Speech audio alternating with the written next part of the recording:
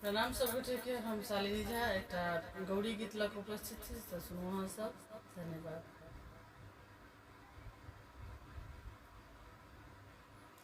आयल सावन मास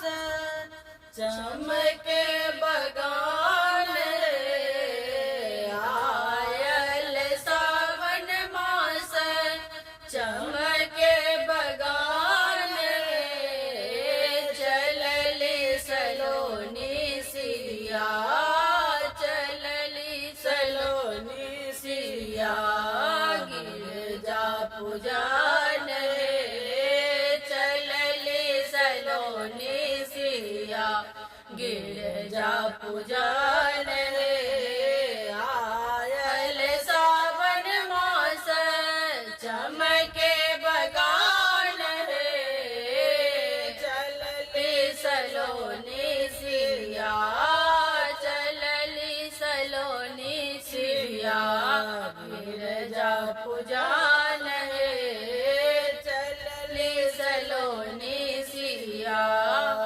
हाथ ले लाल फूल और बेल पात रे, हाथ ले लाल फूल और बेल पात रे, धूप दीप चकमक, धूप दीप चकमक, गिरजा पूजल हे, धूप दीप चकमक, गिरजा पूजल हे, सुंदर आसन साजल, साजल को बार हे, सुंदर आसन सजल को बार हे, सुंदर आसन सजल को बार हे, जनक दुलारे सिया, जनक दुलारे सिया, गिरजा पूजल हे, जनक दुलारे सिया, गिरजा पूजल हे, मांगल सुंदर वर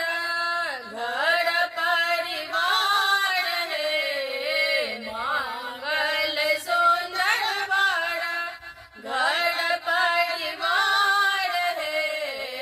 लाल लाल सिंदूर सा, लाल लाल सिंदूर सा, सजल रहे मांग हे, लाल लाल सिंदूर सा, सजल रहे मांग।